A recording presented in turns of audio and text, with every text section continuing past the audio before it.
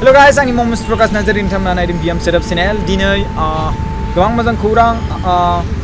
Actor Bollywood actor Akshay Kumar सारा जोंनि आसामाव दैबाना जानायनि थाखाय 1 crore रां डनेसन खालामदों जोंनि आसाम चिफ मिनिस्टार सर्बानन्द सनोवालनो।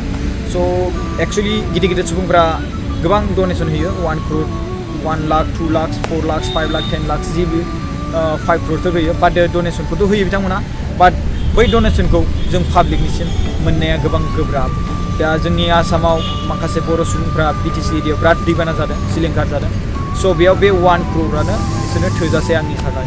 बाट बिथांमोना बेखौ खावसे बोखाखागोन बा एग्रि मोनखाबायानो, बाट मोननायानो जाया बांसिनानो। जेबो नङा, जोंनि बिएम सेटआप चेनेला बिनि थाखाय गसंना दङ। डनेसन खालामनाया स्टार्ट जाबाय। फुंनि 7 आरो 8 रिंगानिफ्राय डनेसन खालामदों। Mister Mandan Narzary from Bangalore 500 rupees donation खालामदों। गोबां मानसिफ्रानो डनेसन खालामगासिनो दं, कल खालामदों, सोंहरदों आरो हरदोंबो आङो, आरो मैयाबो सोंदोंमोन। मैया आङो हरनानै होबाय। दा डनेसन खालामग्रा मानसिफ्रा होगासिनो दङ। आरो सोरबा आरो सेबेस्टियान बसुमतारी बिथाङाबो 500 रां हरदों। बिथाङा कास्टमार सार्भिस पइन्टआव थांलायनानै हरदों बायदि मोनदां। बिथाङा रिसिभ हरदों। एन्ड बिनि उनावहाय जोंहा दिल्लीयाव डिउटि मावनाय पबित्र सार इन्डियान आर्मि जानो हागौ बिथाङा। स' आर्मियाव खामानि मावो होनना बुंदों। बिथाङा 100 रां हरदों। आरो बिनि उनावहाय जोंहा आदै बासुराम बर'आबो 500 रां हरदों। आरो बिनि उनावहाय गोबां मानसिफ्रानो हरदों। आङो आदै आरो आदामोन आरो फंबायमोनसिम नामफोरखौ आं गोसोआव थाजोबाखै। आं उनावहाय लिस्ट खालामजोबगोन, फुरा स्लाइड स्ल' होजोबगोन आं गासिबनिखौबो। डन्ट वरि। बाट दायो जेसेबां गोसोआव थादों। स' बिनि थाखाय निमाहा हो, गासिबनि नामखौबो बुंजोबनो हानाय नङा। बिनि थाखाय जास्ट आं बेखौल' बुंनो सानदों कि खायसे सुबुंफ्रा ट्रेन्सफार खालामदों, बाट आंनि मबाइल नाम्बारावसो रिसार्ज हाबफैदों। बेखौ गोरोन्थि दा खालाम। डाइरेक्टलि पेटिएमआव हरदोंब्ला पेटिएमआ भेरिफाइ जायासै। स' मैयासो आं खुलिदोंमोन, बेनि थाखायनो। बाट पेटिएमआ भेरिफाइ जायैनि थाखाय एकाउन्टआव नोंथांमोना हरदो। आं डिसक्रिपसनाव होनानै होबाय, आरो बेयावबो होबावबाय, आरो भिडिअ लिंकआवबो होबावबाय। स' बे बाथ्राखौनो बुङो। आरो आङो दायो नोंथांमोना हरबाय थादो, आरो नाम आरो एड्रेस आरो रिसिप्ट वाट्सएपआव हर। गाहायाव वाट्सएप नाम्बार होगोन, स्क्रिनशट खालामनानै हर, बा अबेबा रिसिप्ट दंब्ला रिसिप्ट साफायनानै हर। बिराद गोजोननाय मोनगोन। आरो एड्रेसखौबो हरफा। माखासेखौ रिप्लाइ हरनो हायाबो जानो हासिगौ आङो, मानो होनबा डिउटियाव थागोन। आरो जेसेबांखिनि रिप्लाइ हरनो हायो हरगोन। आरो बे सोलिबाय थागोन। आरो रिलिफनोबो हरगोन जोङो।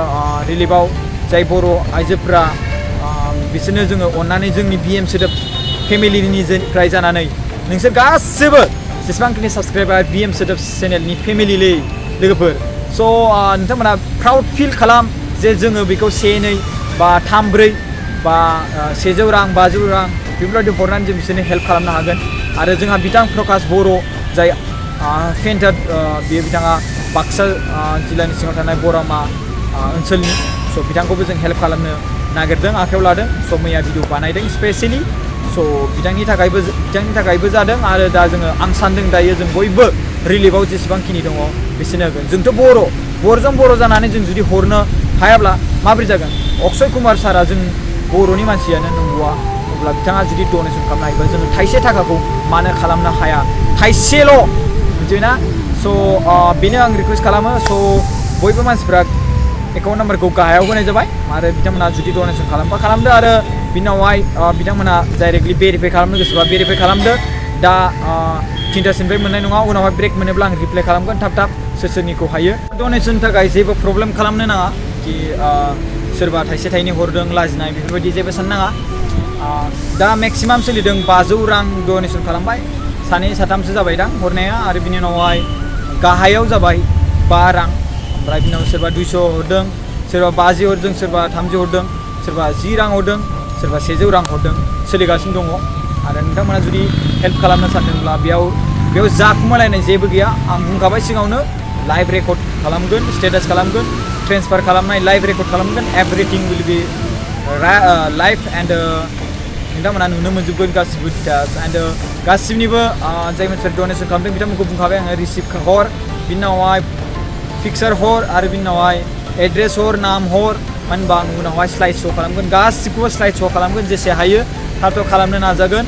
आरो नोंथांमोना बेफोरबायदि हेल्प खालामोब्ला गोबां गोजोननाय आरो राव थागोन मानो होनबा से राङा जेबो गिदिर बाथ्रा नङा आरो मैयाहाय सासे सुबुं बिदिनो गोरोन्थि बिथांमोना गाज्रि मोनदोंबा निमाहा हो जे कम्पानियाव थानाय मानसिफ्रा गासिबो जौ लोङा आं बेबायदि बाथ्रायै बुङाखै मिथिबायना लोगोफोर स' आं जास्ट सिम्पोल बुंदों कि जाय मानसिफ्रा लोङो स' बेफोरबायदि लोंनायाथ' बिदि लोङोब्ला जोङो ओरैनो खेबसे जोङो लोङालासिनो थानानै जोङो 1 रुपिस जोङो हेल्प खालामलायनो हायो स' बे बाथ्राखौसो बुंदों स' खायसे मानसिफ्रा सर्ट बुजिदों स' बिनि थाखाय आइ एम सरि फर देट बाट आं दा बुंनानै होबाय बेबायदि लेभेलाव बुङाखै एन्ड स' आसा खालामो नोंथांमोना बाथ्राखौ बुजिबाय नोंथांमोना BM सोदोब चेनेलनि नोंथांमोना मेम्बार आरो नोंथांमोना बे बाथ्राखौ बुजिबाय होननानै आङो बयबो आरो आंनि फंबाय आरो बिदा आरो आदा बाजै आरो आदै मादै बयनिसिमबो आङो बेखौ बुंनानै आर'ज गाबज्रिबाय आरो गुरै खावलायबाय स' लोगोफोर दोनथ'नोसै बाय बाय हरबाय था बिदिनो हरनोब्ला बिदिनो हरबाय था आरो रिप्लाइ खालामफिननो हायाब्ला रिप्लाइ खालामथ'नो हायाखैबा बेखौ निमाहा हो मानो होनब्ला आं बे समाव बिजि जानो हागौ स' जेसे हायो थाब आं रिप्लाइ खालामनो नाजागोन जेसे आं फ्रि जायो स' नोंथांमोना हरबाय था स्क्रिनशट खालामनानै रिसिप्टफोरखौ ट्रेन्सफार खालामदोंबा गाहायाव एकाउन्ट डिटेल्सखौ होबाय स' बाय बाय